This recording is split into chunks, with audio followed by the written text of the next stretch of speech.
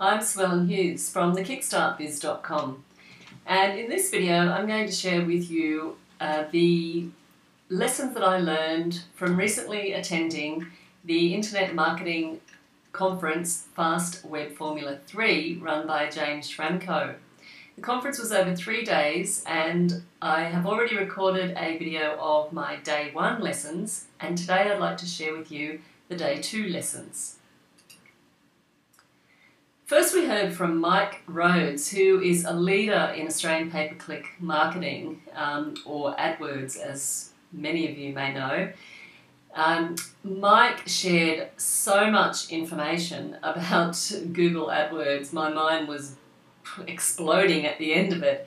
So to summarise the key points for me, and there was just so much in here, it was just amazing. So first of all, the 5 main areas of online advertising that Mike talked about were search, display, video, mobile and analytics. He talked to us in depth in each of these areas, so I'm just going to summarise some of the new things that I got out of that. So first of all, one of the things that Mike talked about was using interest categories to reach people in Google, which is basically where Google targets or focuses advertising to you based on the things that it decides that you like. Now you can understand what the preferences are by going to google.com/ads/preferences, and you'll see in there what Google currently thinks your interests are based on your surfing behaviours on the internet. You also have the option in there of changing those preferences and turning it on or off.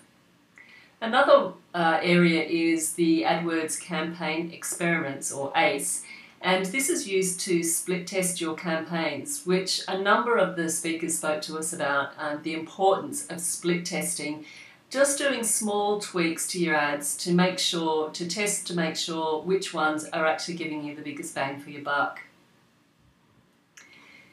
Mike also shared with us the Google Merchant extension, which actually shows your products. If you've got products that you're selling on your website, it can drag across images of those products and put them into the actual search terms, the actual search results. This was amazing. I haven't actually seen that here in Australia yet, so I'm not sure if it's rolled out here, but it was really amazing to see all of those products coming through. There's also in the US a click-to-call phone extensions for mobile users particularly, so that if they see your number, often when people are on mobile devices such as mobile phones, they want to just click and call rather than actually scroll and surf through all of the pages. So making sure that you have click-to-call extensions enabled to do that. There's also the YouTube TrueView videos, which will be coming to Australia soon. They're currently being played in the States.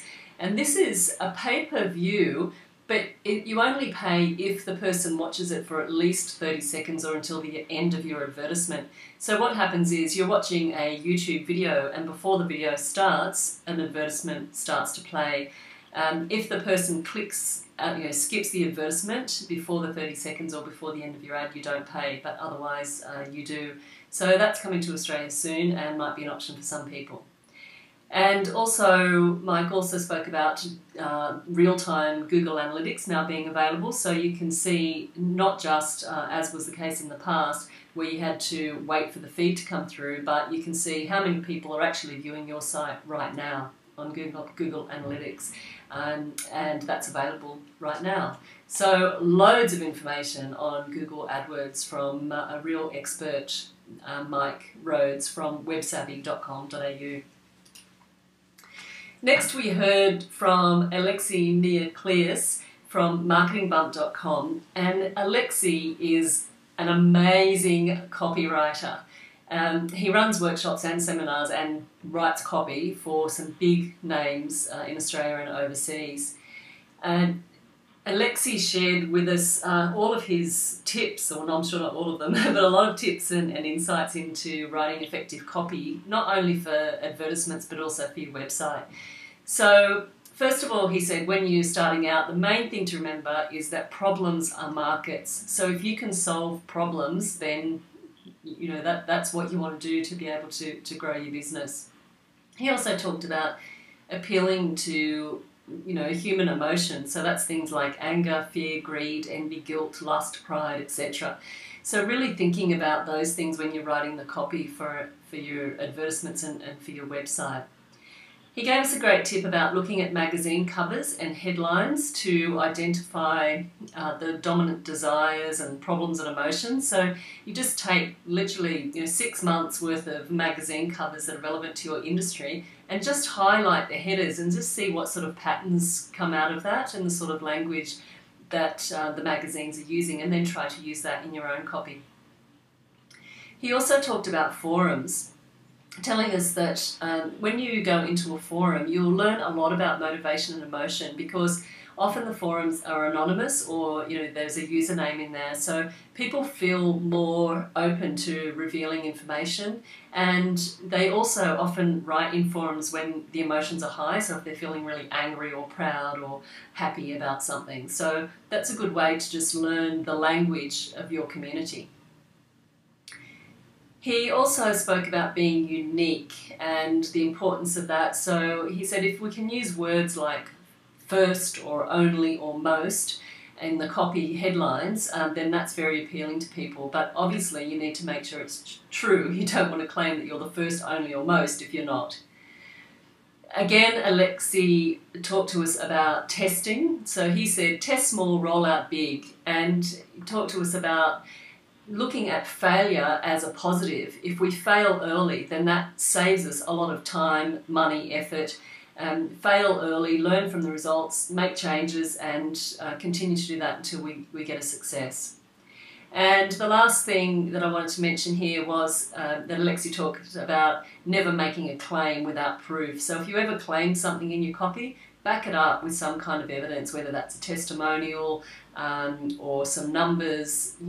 Just don't make the claim and leave it hanging out there. So absolutely amazing, great stuff from Alexia there.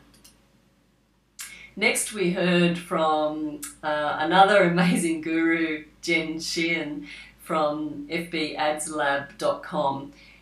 Jen just knows so much about Facebook advertising, and her presentation was great because she actually busted some myths around Facebook advertising. So the first myth was, I need more likes, and Jen showed to us that in fact if you advertise on Facebook you can target literally thousands of potential prospects, so you don't really need more likes on your page to do that. You can advertise with 1 like and still attract prospects. Myth number 2 was boobs work for everyone. There are some people out there saying, put boobs on your ad because everyone likes boobs. Well, Jen knows that that is not true because she's tested. What Jen does know is true is a happy, smiling woman works best. Also bright colours, because obviously they attract your eye, attract attention on the ads. Using borders, and also getting some emotion in your ads and some punctuation. Myth number 3, the trolls will take over. So people worry that if they advertise they're going to get all these spammy people on their site. And Jen said again, that's just not true. She said, even if trolls do turn up, and trolls are real spammers really, they're not really there because they're interested in you or your page. They're there to make trouble. But she said often even if they do turn up, then the people, the real fans on your page will moderate it for you anyway. And I've seen that, and I'm sure you have too, where the fans make a comment or advise the page owner that some trouble's brewing on their page so they can deal with it. Myth number 4 was, it doesn't really work, and whether that's Facebook advertising or Facebook in general. Jen was saying that it does work, but you do need to make sure that you focus on creating a very good targeted landing page. There's no point advertising in the example she gave, and then your people turn up at your website and it's like entering a brick wall that they just bounce off. So you need to make sure that your landing page is good. And obviously we know that Facebook make changes all the time, so she stressed the importance of testing different ideas as you go. One of the tips that I really liked that Jen shared was the concept of using advertising to sell to people who are interested in your product by targeting them, and then use your page to build engagement with your community. So you're not selling to your community, you're talking to your community and nurturing them, I suppose, rather than selling to them. And I thought that was a really, really interesting way to look at it. So again, an absolute star when it comes to Facebook advertising is Shin. Then we had James Dyson, as he says, not related to Dyson vacuum cleaners at all, but is an internet marketer, and he created a theme for WordPress called Optimize Press, which I use myself. It's a fantastic theme, particularly for creating landing pages and squeeze pages, sales pages. Really easy to use. James looks young, and he is young, but he has been so successful with this product. He shared with us all about developing software even as a non-developer. James himself is a designer, but was not a developer, but he managed to develop some software which has made him a lot of money. So 3 main types of software.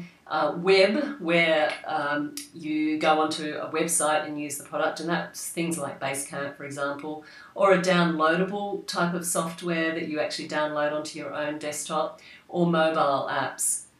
So he shared with us loads of ideas for software, and I'm sure you probably have some yourself.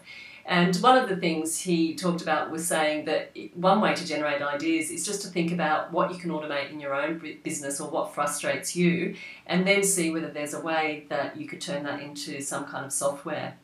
And the way you do that is describe it. And if you can describe what it does and how it works, then someone can probably build the software around it. And you find those people either by partnering with a developer or outsourcing it to a developer locally or offshore.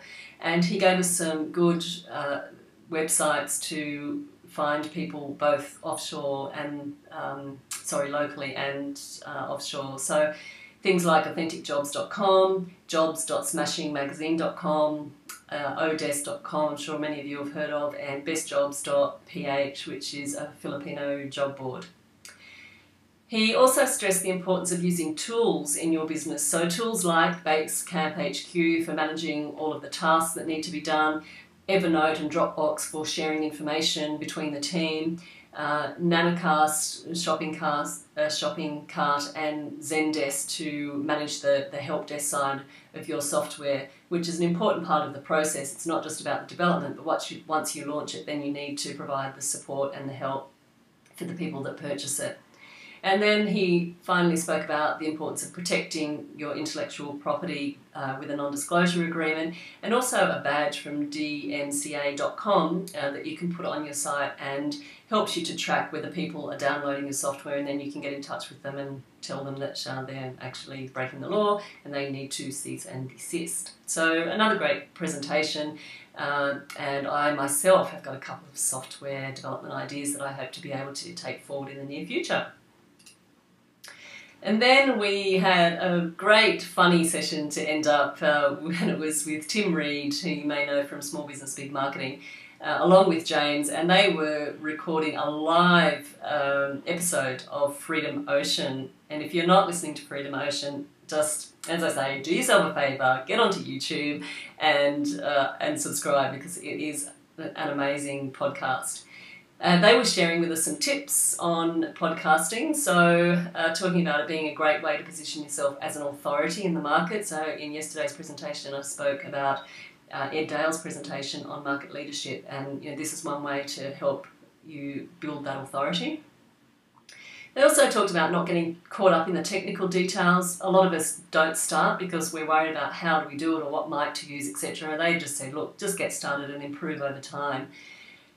Also a tip to transcribe the podcast and then offer that transcription as a copy for listeners who subscribe to your list as an added extra, because some people like to listen and some people like to write and scroll all over the notes. And finally, to automate the process and outsource the production. So focus on the high value, which is you interviewing or you speaking, sharing your knowledge, and then leave all of the rest to other people. So great podcast, and I'm looking forward to that one coming out and listening to that live podcast. It was fantastic. So Freedom Ocean, get onto that one. So that was the end of day 2, another jam-packed day with so many ideas. Did you pick up any ideas from these internet marketing experts? What actions can you take to grow your business online? And if you're feeling frustrated, overwhelmed, and not sure who to trust, like many of us, then please get in touch with me on my website, thekickstartbiz.com, or Twitter, Facebook, LinkedIn, and I'd love to have the opportunity to help you kickstart your business growth online. I'll be back again very soon with day 3, the wrap-up day. Still loads of great insights and information to share from the experts. Thanks for listening. Bye.